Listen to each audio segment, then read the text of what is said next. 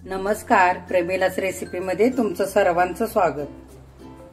तर आज आपल्याला करायची आहे पारंपरिक उन्हाळा स्पेशल अशी शरीराला थंडावा देणारी आणि पचनशक्ती सुधारणारी आणि पित्तनाशक अशी सोलकढी।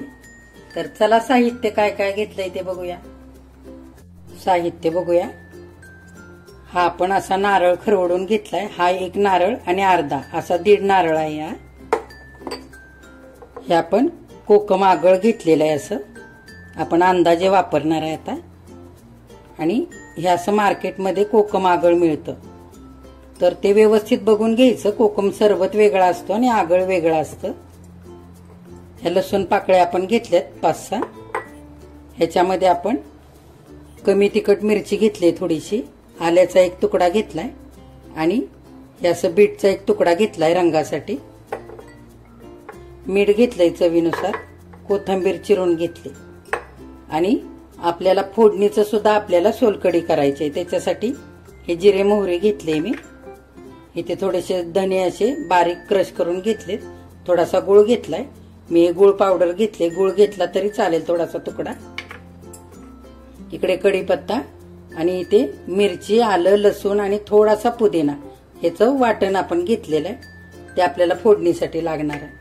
आणि आपण खोबऱ्याचं जे आता वाटण करणार आहोत त्याच्यासाठी आपण हे असं कोमट पाणी घेतलेलं आहे।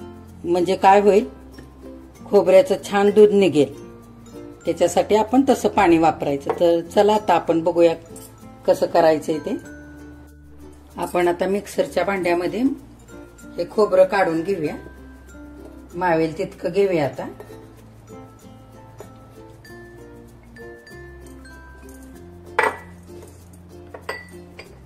त्याच्यामध्ये ह्या 2-4 कमी तिखट मिरच्या आपण अशा तुकडे करून टाकूया। हे आलं घेऊया थोडंसं आणि हा बीटाचा तुकडा पण आपण ह्याच्यामध्येच टाकूया। आणि हे लसूण पण टाकूया। हे 5-6 लसूण आपण सोलून घेतलेलं आहे। लसूण पाकळ्या हे आपण ह्याच्यामध्ये घालूया आणि ह्याच्यामध्ये थोडं थोडं पाणी घालून वाटून घेऊया। बघा, आपलं ओलं खोबरं त्याच्यामध्ये घातलेलं साहित्य आपण पाणी घालून असं छान वाटून घेतलेलं आहे। आणि इथे आपण एक भांडं घेतलंय, त्याच्यावरती ही गाळण अशी मांडून घेतले। तर आपल्याला हे व्यवस्थित गाळून घ्यायचंय आणि आपण परत एकदा दुसऱ्या गाळणीने गाळून घेणार आहोत। तर आता हे आपण ह्याच्यामध्ये ओतून घेऊया।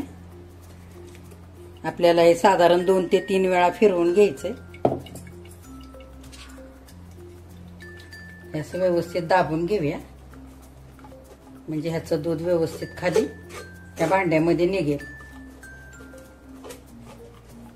आपण असंच ठेवूया थोडा वेळ आणि उरलेलं खोबरं तोपर्यंत वाटूया। हे बघा, राहिलेलं खोबरं पण आपण असं वाटून घेतलंय। हे पण ह्याच्यामध्येच टाकूया।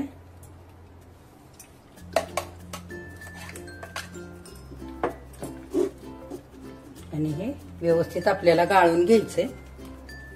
आणि तुमच्याकडे जर सुती रुमाल असेल तो सुद्धा चालेल गाळण्यासाठी।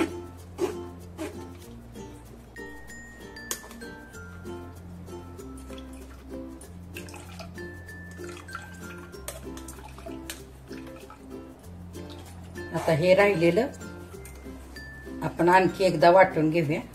हे मिक्सरच्या भांड्यामध्ये घेऊया।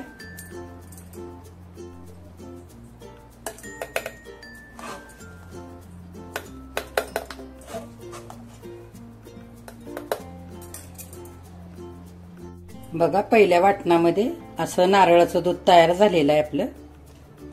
आणि पुन्हा हे मी नारळाचा चव असा मिक्सरच्या भांड्यात घेतलाय दुसऱ्या वेळेला।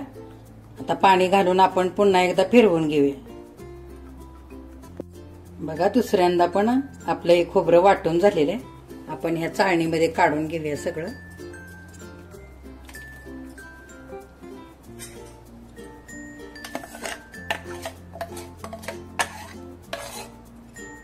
आणि आता आपल्याला हे व्यवस्थित असं गाळून घ्यायचंय। हे खोबरं असं व्यवस्थित दाबून दाबून हे असं व्यवस्थित घ्यायचंय व्यवस्थित।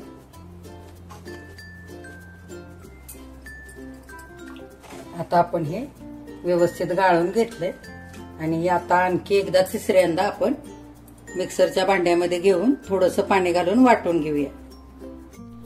बघा, हे तिसऱ्यांदा आपण असं खोबरं वाटून घेतलेलं आहे. हे पण आपण ह्या चाळणीवरती घेऊया. आता आपण व्यवस्थित हे त्याचं पाणी काढून घेऊया, असं दाबून दाबून. नारळाचं दूध काढून झालेलं आहे. हे बघा, इतकं असं दाटसर असं झालेलं आहे हे. आणि आपण हा तांब्या एक भरून आणि एक छोटी वाटी, साधारण इतकी वाटी आपण पाणी वापरलेलं आहे. तर हा तांब्या एका स्टीलच्या तांब्या एवढाच आहे. आता आपण हे गाळून घेऊया आणखी एका गाळणीने. आता आपल्याला परत एकदा हे नारळाचं दूध आपल्याला गाळून घ्यायचंय अशा गाळणीने. तर तुम्ही जर सुती फडक्याने जर आधीच गाळून घेतलं ना तर परत असं गाळायला लागणार नाही. तर याच्यामध्ये काय होतं, बारीक रवाळ कण जातात खोबऱ्याचे, मग ते पिताना चांगले नाही वाटत आणि घशामध्ये पण जरा खवखवतात. मग त्याच्यामुळे व्यवस्थितच गाळून घेणं गरजेचं आहे. आपण गाळून घेऊया ह्या भांड्यामध्ये. हळूहळू असं ओतून घ्यायचंय.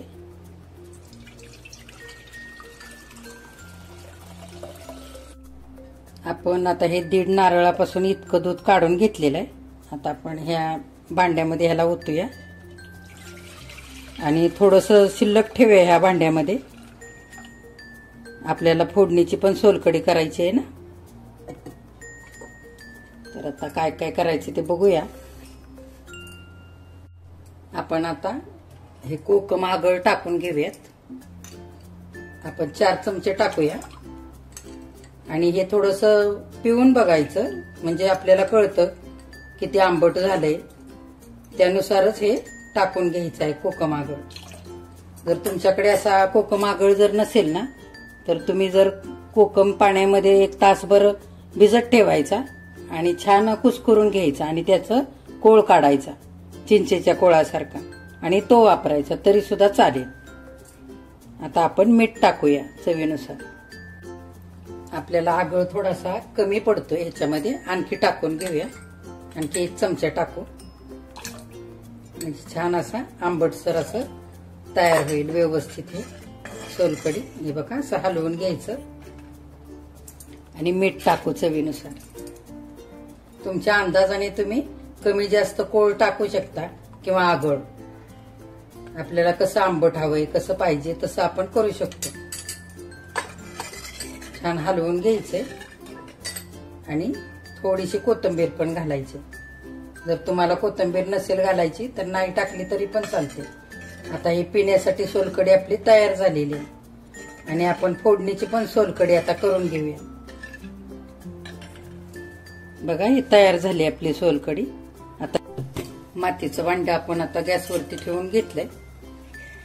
आपण एक पळी भरून तेल घालून घेऊया आणि तेल आपल्याला आता गरम होऊ द्यायचंय. गरम झालेलं आहे. आपण जिरे मोहरी टाकून घेऊया. हे दोन्ही मिळून साधारण पाव चमचा आहे जिरे आणि मोहरी. छान तडतडू द्यायचंय आपल्याला. त्याच्यामध्येच हे धने क्रश करून घेतलेले आहेत ते पण टाकूया. त्याच्याने चव खूप छान येते सोलकढीला. कढीपत्ता टाकू आता आणि हे वाटण घालून घेऊया. त्याच्यामध्ये मिरची, आलं, लसूण आणि थोडासा पुदिना घातलेला आहे. आपण हे चवीनुसार घेऊया. खूप पण तिखट नाही करायचं. हलवूया व्यवस्थित त्याला.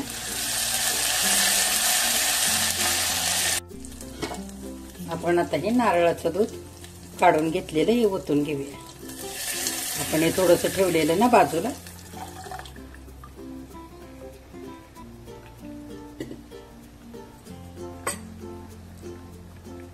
हे भांड पण धुवून आपण हे पाणी थोडंसं अगदी घेतलंय ते पण घालूया ह्याच्यामध्ये. आणि कोकम आगळ आपण टाकूया चवीनुसार. हे साधारण 2 चमचे आहे. आपण हे सगळंच टाकूया आणि हा गूळ घालूया. हा पाव चमचा गूळ आहे. तुम्ही इकडे साखर घातली तरी पण चालेल आणि नसेल तुम्हाला गूळ किंवा साखर वापरायची तरी पण चालेल. आणि थोडंसं चवीनुसार मीठ घालू.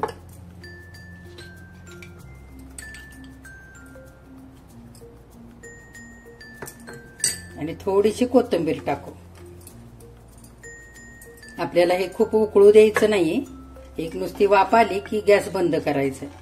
आणि तुम्ही नुसती अशी फोडणी बाजूला जरी केलीत ना आणि ह्या सोलकडीवरती ओतून घेतलीत तरी पण चालेल. सोलकढी आता बघा तयार झालेली. एक आपण फोडणीची केली आणि एक बिना फोडणीची केली. तर आता आपण हे थोडा वेळ थंड करून घेऊया. बघा आपली दोन्ही प्रकारची सोलकढी तयार झाली. एक बिना फोडणीची आणि एक फोडणी दिलेली. तर ह्यात तुम्हाला दोन्ही सुद्धा मी सोलकढी कशा करायच्या ते दाखवलेले आहेत.